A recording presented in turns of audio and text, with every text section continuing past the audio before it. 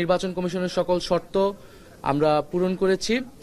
আমি আজকে আমাদের জাতীয় নাগরিক পার্টির সর্বস্তরের নেতাকর্মী যারা কাজ করেছেন এবং এনসিপির শুভাকাঙ্ক্ষী যারা আমাদেরকে নানাভাবে সহযোগিতা করেছেন তাদেরকে আন্তরিকভাবে ধন্যবাদ এবং কৃতজ্ঞতা জানাচ্ছি।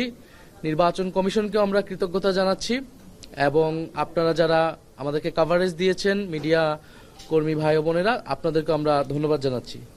আমরা এই নিবন্ধন সার্টিফিকেট পেয়েছি। একই সাথে আপনারা জানেন যে আমাদের প্রতীক বরাদ্দ হয়েছে। অনেক চড়াই উতরাইয়ের পরে আমরা একটা প্রতীক পেয়েছি এবং এই প্রতীকটি হচ্ছে শাপলা কলি প্রতীক। আমরা এই শাপলা কলি প্রতীকে এবার এনসিপি নির্বাচনে অংশগ্রহণ করবে ইনশাআল্লাহ। জনগণের আশা আকাঙ্ক্ষার প্রতীক হিসেবে, গ্রাম বাংলার মানুষের প্রতীক হিসেবে শাপলা কলি এবার নির্বাচনে থাকবে এবং ইনশাআল্লাহ আমরা জনগণের সেই আকাঙ্ক্ষা অনুযায়ী কাজ করে যেতে পারবো। আমরা নির্বাচন কমিশনের সাথে আরো কয়েকটি বিষয়ে কথা বলেছি।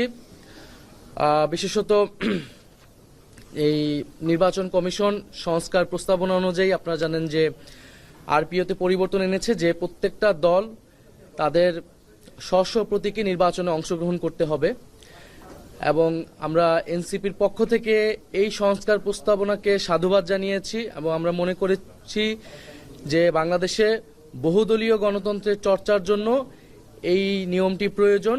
প্রত্যেকটা দলকে তার নিজস্ব প্রতীকে, নিজস্ব মার্কায়, নিজস্ব আদর্শে রাজনীতি করা উচিত। কোনো দলের সাথে জোট বা সমঝোতা হলেও তার প্রতীক আলাদা হওয়া উচিত। কিন্তু আমরা দেখে আসছি যে সরকারকে এবং নির্বাচন কমিশনকে এবং বিভিন্ন প্রতিষ্ঠানকে চাপ প্রয়োগ করা হয়েছে একটি দলের পক্ষ থেকে যাতে এই আইনটি, এই সংস্কার প্রস্তাবনাটি বাতিল করা হয় এবং যাতে জোটের সঙ্গীরা, অন্য দলের সঙ্গীরা এক মার্কায় নির্বাচন করতে পারে। আমরা এটার বিরোধিতা জানিয়েছি, এখনো জানাচ্ছি এবং আমরা গতকাল দেখেছি যে আদালতে এটা একটা রিটও হয়েছে একটা সেই দলের জোট সঙ্গে আরেকটি দলের পক্ষ থেকে। আদালতকে যেহেতু রাজনৈতিক মাঠে এবং সরকারের কাছ থেকেও এটি আদায় করা সম্ভব হয়নি, এখন আদালতের মাধ্যমে আদালতকে ব্যবহার করে এই সংস্কার প্রস্তাবনাটি বাতিলের চেষ্টা করা হচ্ছে।